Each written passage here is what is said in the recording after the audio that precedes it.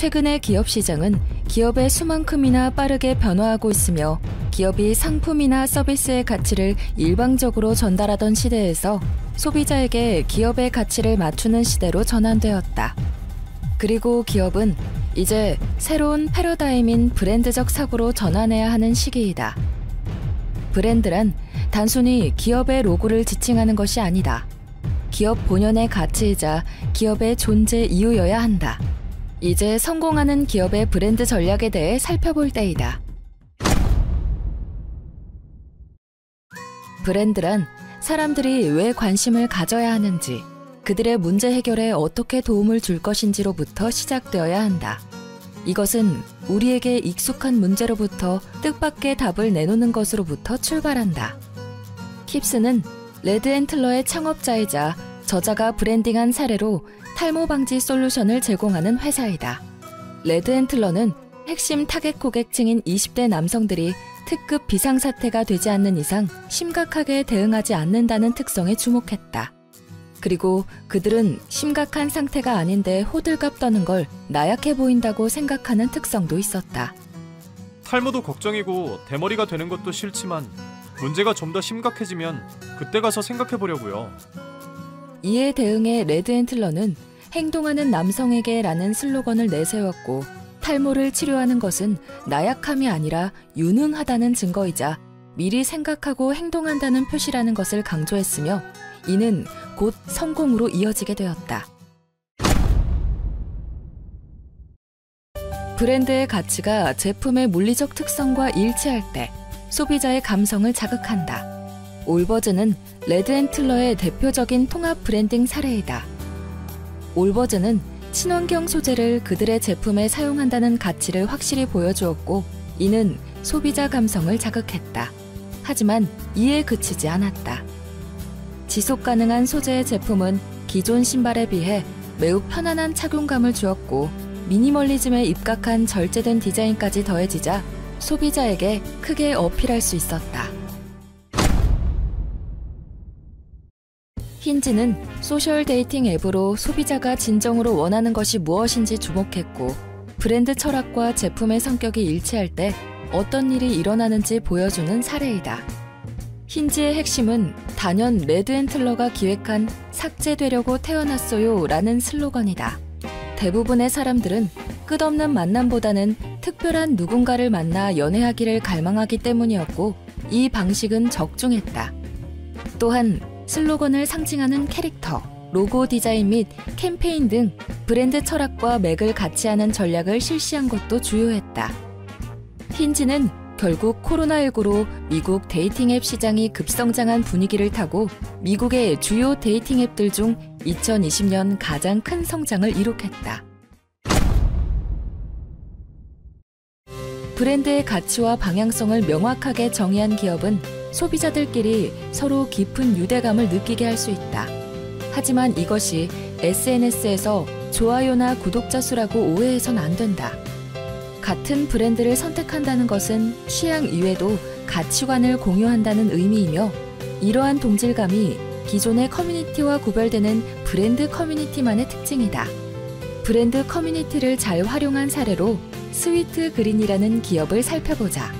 스위트 그린은 미국의 농장 직거래 샐러드 기업으로 2019년 세계에서 가장 혁신적인 기업으로 선정된 바 있다. 스위트 그린은 재료를 공급받는 농장부터 동네 상점, 회사 직원, 일반 고객까지 아우르는 넓은 범위의 브랜드 커뮤니티를 조성하였다.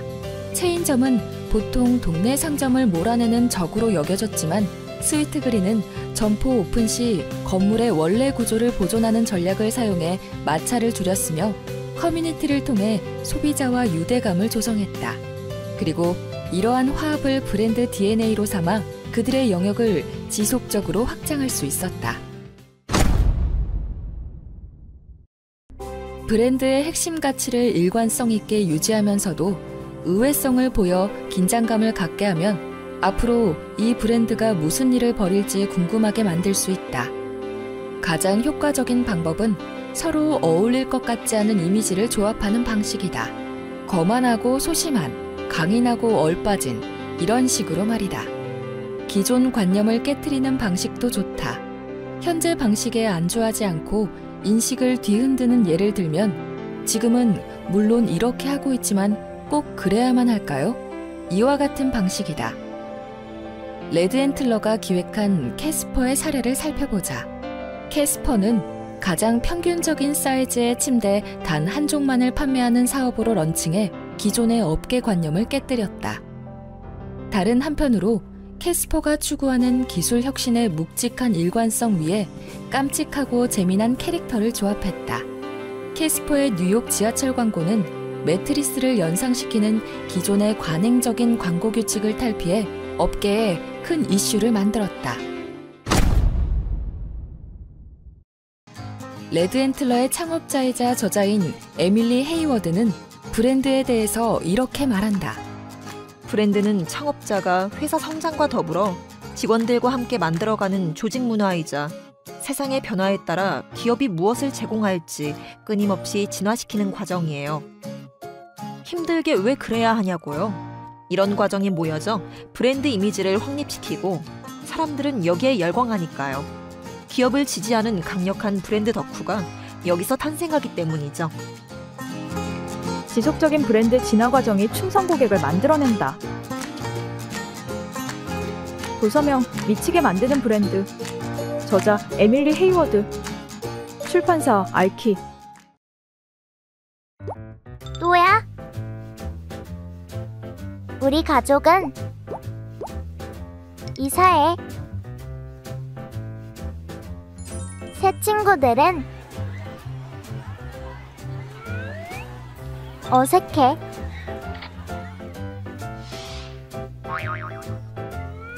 얜 좀 이상해. 얜 좀 요상해. 얜 좀 얍삽해. 내 친구가 여기에 있을까? 난 슬슬 의심해.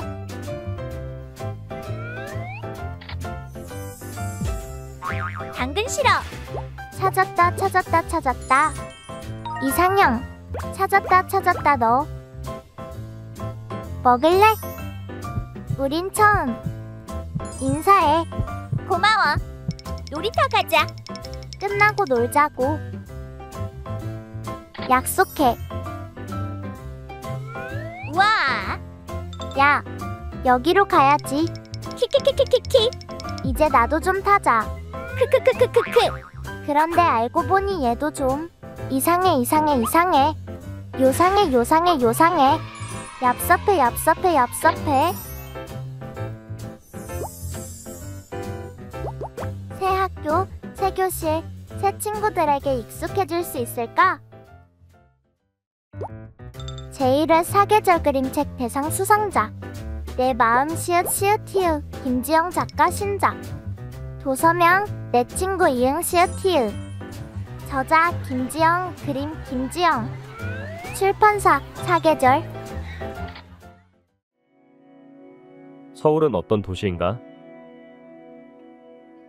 어떤 도시여야 하는가? 조선 왕조 500년이 살아 숨쉬는 역사 도시. 세계 10위권 경제 대국의 눈부신 수도. 세계를 놀라게 한 민주주의 광장의 도시. 이런 것을 떠올릴 것이다. 그러나 동시에 누군가의 입맛대로 역사가 지워지고 초라하고 부끄러운 모습은 허물고 내쫓으며 국가 포갑이 초래한 비극을 숨기고 지우는 데 골몰하는 망실의 도시이기도 하다. 이 도시에서 지워지는 것은 시민의 삶이다. 서울은 조선의 수도 한양이 아니고 대한제국의 수도 경성도 아니며 화려하고 자랑스럽기만 한 도시도 아니다.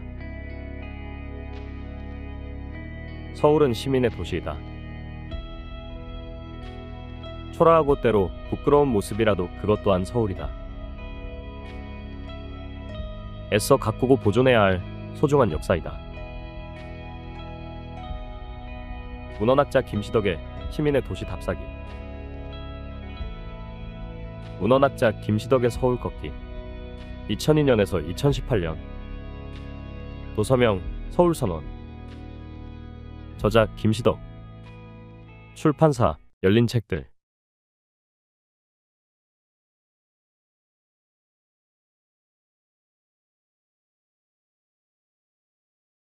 인지를 참수하는 장면을 스마트폰으로 생중계하고 무고한 시민들을 향해 트럭을 돌진시킨다. 이 풍요로운 시대, 전 세계가 하나로 연결된 오늘날의 세계에서 왜 이슬람은 미치광이 같은 분노를 터뜨리는가? 한카지 미슈라에 따르면 이러한 질문은 틀렸다. 이슬람은 분노의 원인이 아니다. 또 하나의 질문. 서구 사회에서 나치즘, 파시즘, 스탈린주의 같은 전체주의로의 일탈은 왜 일어났는가? 이 질문도 틀렸다. 전체주의는 일탈이 아니다. 그것은 19세기 유럽의 여러 이데올로기적 조류들의 결정체였다. 다시 물어보자. 오늘날 거세게 터져나오는 분노의 진짜 원인은 무엇인가? 한카지 미슈라에 따르면 그것은 서구가 만들어낸 근대 세계의 관념 자체 안에, 즉 근대성의 내재해 있다. 새로운 질서에서 밀려나고 뒤처지고 버림받은 사람들의 두려움과 좌절감, 이것이 바로 분노의 진원지다. 19세기 유럽이 이미 한 차례 경험했던 그 분노의 역사를 현재 아시아와 아프리카가 되풀이하고 있다. 우리는 지금 그 되풀이되는 역사를 목격하고 있는 중이다. 언론사 뉴욕타임스 선정 올해의 주목할 만한 책, 잡지 슬레이트, 미국 공영 라디오 선정 올해의 책. 한 시대에 이름을 부여하는 문제작. 도서명 분노의 시대. 저자 한카지 미슈라. 출판사 열린 책들.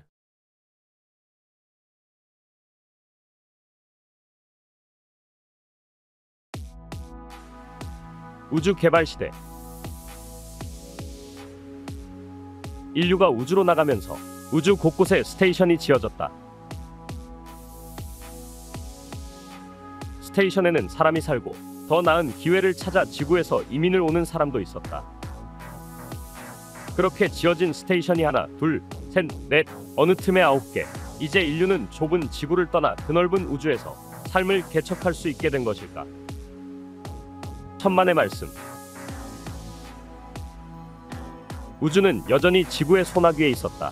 인간의 생존에 필요한 물질을 지구에서만 공급할 수 있었기 때문이다.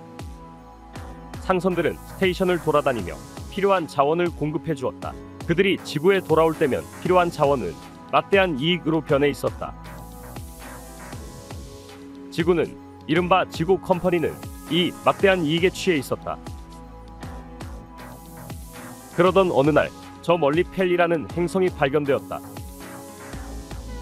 인간이 살 수 있는 조건을 갖춘 최초의 행성이었다. 이것 좀 봐. 작물이 자라는데? 순식간에 지구는 독점적 지위를 잃었다. 아니, 그보다 나빴다. 왜냐하면 더 멀리 나가는 데는 지구보다 펠에서 출발하는 게 유리하니까 펠이 새로운 기점이 되었다. 기존의 스테이션들은 폐물 취급을 받았고 지구는 지금까지의 모든 이익을 잃었다. 돈을 못 번다면 세금이라도 걷어야지. 그들이 지구에 세금을 낼까요? 함대를 보내서 위협하면 안 내고 배교? 지구 컴퍼니는 이런 식으로 간단히 생각했다. 지구는 함대를 보냈고 불만을 품은 스테이션들은 유니언이라는 동맹을 결성했다. 이것이 컴퍼니 전쟁의 시작이다. 지구 대 우주, 그 전쟁의 결말은 과연 어떤 것일까? 1981년 휴고상 수상, 잡지 로커스 선정, 세계 50대 SF 소설, 스페이스 오페라의 대표작, 여성 작가의 호쾌한 우주 전쟁 서사시. 도서명 다운빌로 스테이션. 저자 CJ 체리. 출판사 열린 책들.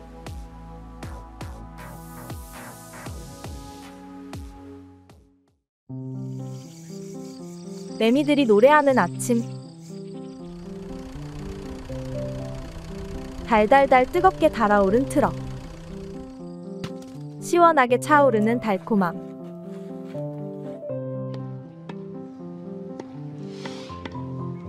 탕탕탕 튀어오르는 땀방울.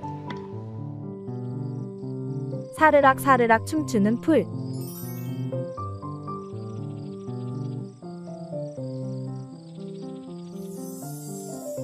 뜨거운 하루를 식히며 내려앉은 별. 라디오 노랫소리 가득한 차 안. 찰랑찰랑 고무 튜브의 움직임.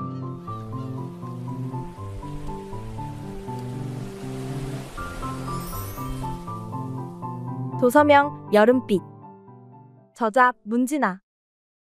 출판사 사계절. 할머니는 매일 뜨개질을 해. 한 코 두 코. 할머니는 세상 모든 걸 다 뜰 것 같아. 인형도 만들고 내 스웨터도 떠주었어. 꽃밭 같은 담요도 만들어 주었어. 할머니가 뜨개질을 할 때면 나는 옆에서 실뜨기를 해. 내가 털실을 홀홀 감아들이면 할머니도 홀홀 소리 내어 웃지. 기운이 없는 날엔 침대에서도 뜨개질을 했어. 그런데 오늘 아침에 119차가 왔어. 할머니는 몇 밤 자면 온다고 했지? 할머니가 만들어준 담요를 덮고 7밤을 잤어. 할머니!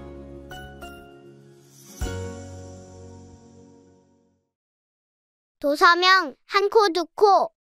저자 이왕희. 그림 이왕희. 출판사 개수나무. 고양이는 물을 싫어한다. 고양이는 자는 시간이 많다. 고양이는 유연하다. 고양이는 안녕? 나는 고양이야. 그런데 네가 알고 있는 그렇고 그런 고양이는 아니야. 물 좋아함. 록 음악 마니아. 낮잠 안잠. 어두운 곳 질색. 비좁은 곳 싫어함. 생쥐랑 친함. 뜨거운 차 잘 마심. 생선 싫음. 채소 좋음. 나를 믿는 마음이 이처럼 큰 고양이를 만나본 적 있니? 상대방을 존중하는 마음으로 있는 그대로 나를 봐달라옹.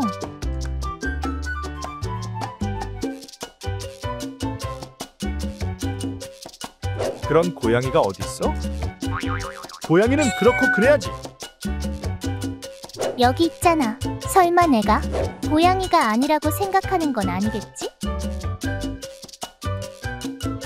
나를 긍정하고 다름을 포용하는 그림책.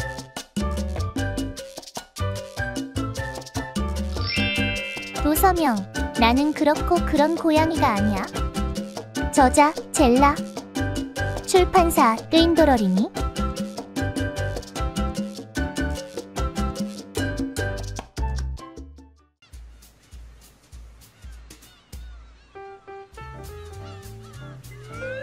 여행의 시작은 첫 발을 내딛는 것. 낯설어도 다가가서 어울려 보는 거야.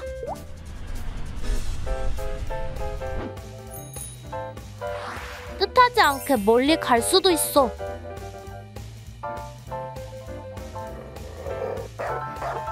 거친 인사에 뒷걸음을 치고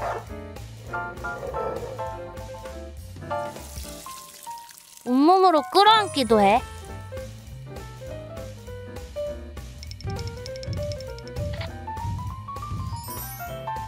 용기 내어 나서야 할 때도 있어.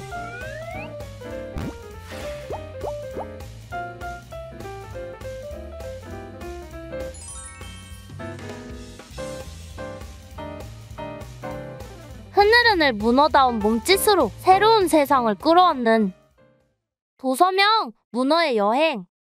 저자 김현래. 출판사 사계절. 안녕하세요. 누군가 뱉음과 거대 얼굴을 지은 작가 경자입니다. 책 소개 부탁드립니다. 이제 한밤중에 이 집에서 일어나는 이야기. 그래서 이 집안에 어떤 아이가 엄마가 평소에 못 먹게 하니까 밤에 몰래 콜라를 마시러 몰래 간 거예요. 부엌에. 마시고 이제 잠이 들었다가 오줌이 마려워서 깼는데 뭔가가 보여요. 어떤 괴물이 자기를 노려보고 있어요. 그 괴물과 계속 대치한 상태로 누워 있어요. 움직이지도 못하고 여기 구석에 꽁 박혀서 이 괴물을 계속 보는데, 이 괴물을 보면서 어떻게 저 괴물이 나한테, 어떻게 괴물이 우리 가족을 해칠지 걱정해요. 막 동생 납치하고 엄마 목을 조르면 어떡하지, 아빠 잡아먹으면 어떡하지 이러면서 걱정하다가 이렇게 있을 때가 아니고 내가 가족을 구해야겠다. 그래서 먼저 상상을 해요. 처음 이 책을 구상하게 된 계기가 무엇인가요? 어렸을 때 그 캄캄한 방에서 자고 있는데 맞은편에 침대가 있었어요. 근데 그 침대 위에 아주 큰 개가 엎드려 있었는데, 그래서 밤새 어디 가지도 못하고 움직이지도 못하고 식은땀 뻘뻘 흘리면서 그 강아지를 계속 쳐다보고 있었는데, 그냥 이렇게 이불이 뭉쳐져 있는 모양이었다는 걸 알게 됐어요.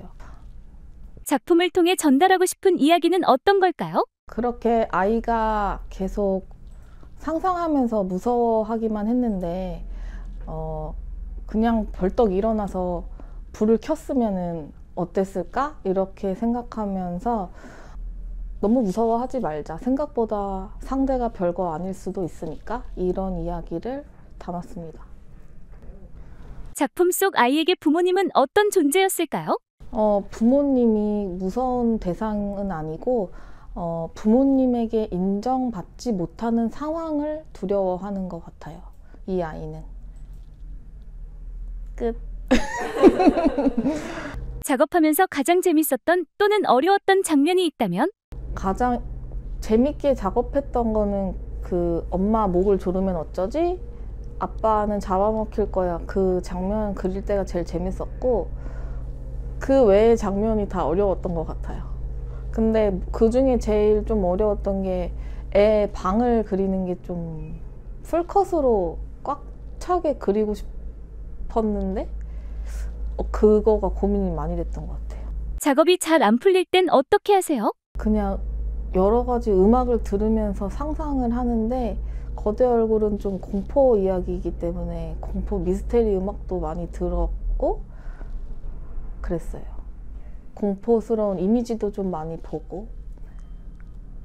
어떤 재료와 기법으로 그림을 그리셨나요? 콩테랑 연필 파스텔, 이런 목탄, 이런 캄캄한 껌껌한 검정의 그런 느낌을 많이 살리고 싶어서 그런 재료를 많이 썼어요.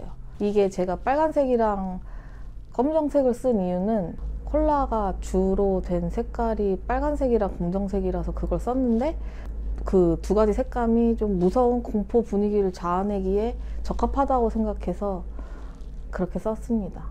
이야기와 그림이 독특해요. 어떻게 이런 스타일로 그리게 됐는지 궁금해요. 영향을 받은 거? 이토준지? 아니 근데 이토준지 같이 그림을 그렇게 잘 그리진 않지만, 그런 무서운 뭐 팀버튼이나 이런 사람들이 좀 무서우면서 좀 묘한 그런 거를 좋아해서. 전작 누군가 뱉은 과 다른 점이 있다면 어떤 걸까요? 누군가 뱉은 제 경험은 아니었고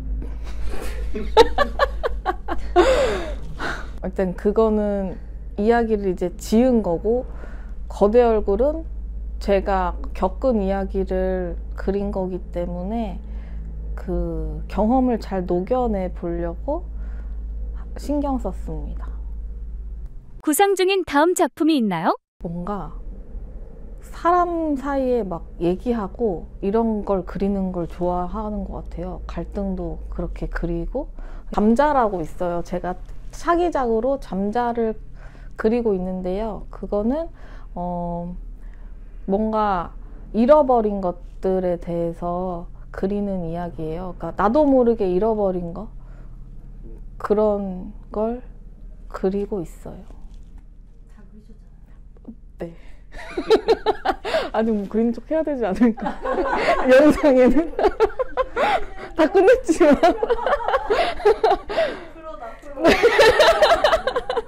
두 장 해보려고 하는 게 있어요. 네, 수정 있으니까요. 너무 웃겨가지고. 아이고 자꾸 떨어져 이거. 작가로서 앞으로 하고 싶은 것이 있다면? 뭔가 되게 다양한 걸 해보고 싶고 되게 솔직한 제 이야기 하고 다 그렇긴 했는데 지금까지 다 그랬는데 그리고 또 무서운 것도 해보고 싶어요. 그러니까 괴담집이나 뭐 제가 겪었던 가위 눌렸던 얘기나 뭐 주변에서 실제로 겪었던 무서운 얘기들을 좀 이렇게 모아서 그런 무서운 이야기 집도 한번 만들어 보고 싶다. 애들은 또 생각보다 무서운 얘기를 되게 좋아하니까. 나에게 거대 얼굴은 무엇이다? 거대 얼굴은 내 유년 시절을 돌아보는 그런 책이다. 내가 그렇게 겁이 많았고 두려움이 많았던 그런 저의 유년 시절을 다시 돌아보던 그런 이야기였습니다. 독자들이 거대 얼굴을 어떻게 읽으면 좋을까요? 저는 처음 이걸 지을 때 독자님들이 좀 엄청 무서워하면서 읽었으면 좋겠다 생각했는데 이제는 그냥 좀 웃으면서 웃겨하면서 보셨으면 좋겠다 생각해요. 뭐 옛날 엄마는 어렸을 때 뭐가 무서웠어? 뭐 이런 질문을 하면서 나는 뭐가 무서웠고 지금은 뭐가 무섭다 이런 얘기하면서 서로 그 두려운 부분에 대해서 얘기하면은 이해하기가 쉬우니까. 독자분들께 하고 싶은 말이 있다면? 재밌게 읽어주세요.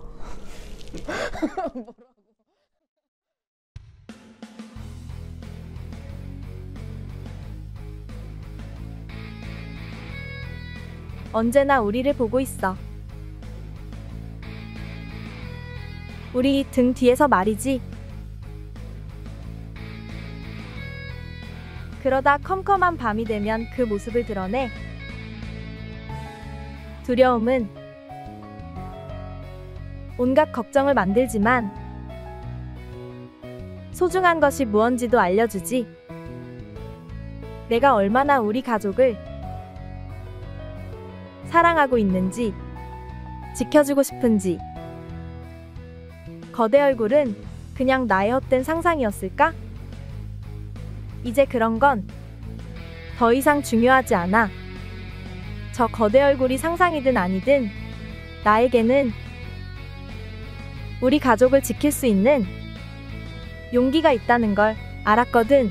혹여 방에 불을 켰을 때 진짜 거대 얼굴과 마주치더라도 말이야.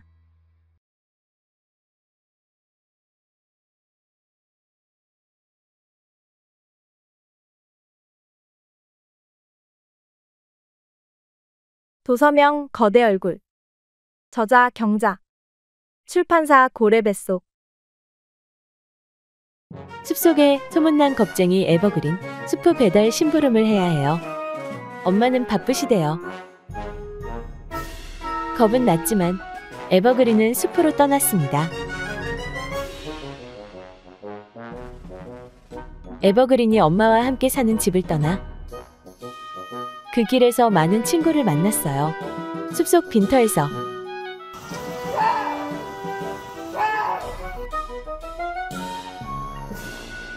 은빛 개울에서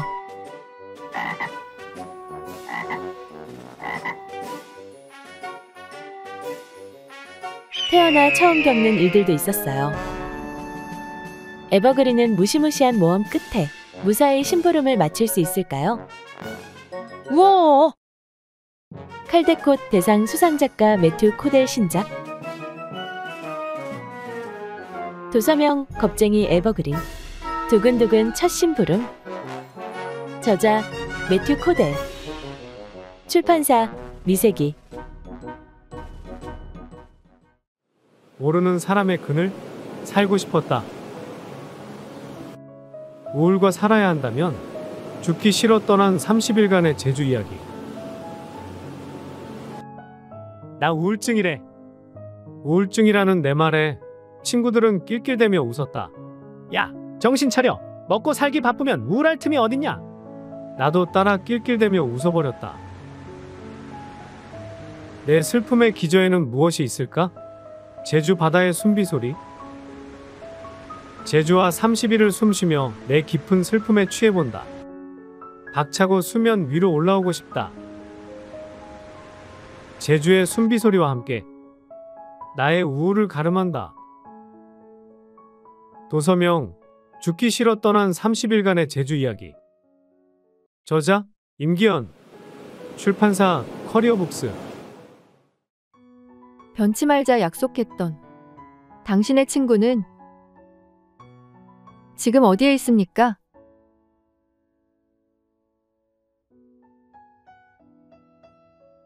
얼굴 빨개지는 아이.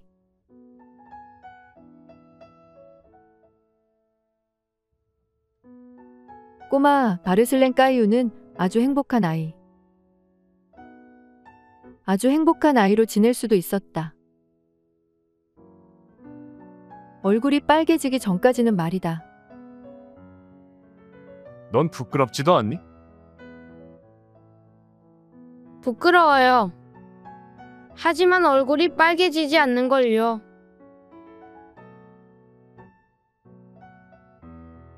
마르슬랭, 빵점에 또 빵점. 너는 남의 것을 베꼈기 때문이야. 정말 얼굴이 빨개져야 할 때를 제외하고 내 얼굴이 빨개지고 있는 것 같아. 얼굴이 왜 빨개지는 건지 정말 알고 싶어. 언제나 얼굴 빨개지는 아이. 마르슬렌 까이유. 아츄? 교실에서. 음악회에서. 에치? 장소를 막론하고 재채기하는 꼬마 르네 라토. 알지 모르겠지만 재채기하는 건 아주 귀찮은 일이야. 근데 넌 왜 그렇게 얼굴이 빨개지니? 내 얼굴이 빨갛다고? 너한테는 설명해줄게. 그 마르슬렌 까이유라는 애 아주 착한 것 같아. 가끔씩 아주 멋진 색깔의 얼굴로 돌아오기도 하고. 아츄? 재채기하는 소리가 들려. 분명히 르네 라토일 거야. 한밤중에 이렇게 친구의 목소리를 듣다니 너무 좋아. 자, 마르슬렌 까이유 씨를 위해 제가 한 곡 연주해 드리겠습니다. 곡명은 제가 작곡한 빨강의 콘체르토. 애초. 브라보. 오른쪽 다리를 들어야지. 두 친구가 만나서 펼치는 우정에 관한 짧은 소녀. 르네 보았니? 곧 올 거야. 아쭈. 마르슬랭 봤니? 금방 올 거야. 까유. 라토. 내리세요. 만남과 헤어짐. 누군지 한번 알아맞혀봐. 아, 치. 모르겠는데. 조용히 해. 뒤돌아보지 말고. 당신은 내가 누구인지 절대로 알 수 없을 것이다. 이건 세계적 강도 사건이 될 테니까. 아, 대부다. 게다가 감기 걸린 대부. 나는 이제 끝장이로군. 일상의 반복 속에 있고 살았던 소중한 기억과의 재회. 중요한 건 말이야. 걸리지 않게 높이 뛰어넘어야 한다는 거야. 자네는 여전히 그렇게 잘 뛰어넘나? 보라고. 아츄! 아츄! 화폭의 시인 장자크 상빼가 그려낸 진정한 우정에 대한 의미. 얼굴이 아주 멋있어졌는데. 응, 아주 더웠었어. 아츄! 대칭, 미안해. 아니, 괜찮아. 난 네가 재채기하는 모습이 너무 좋아. 애츄! 서로가 서로에게 힘이 돼주었던 추억의 한 페이지를 들추어 보다.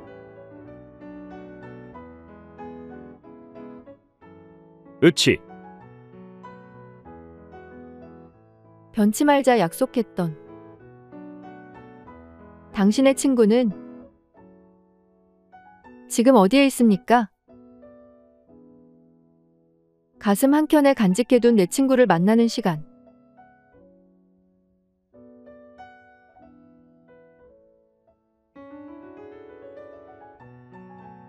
도서명 얼굴 빨개지는 아이. 저자 장자크 상빼. 출판사 열린 책들.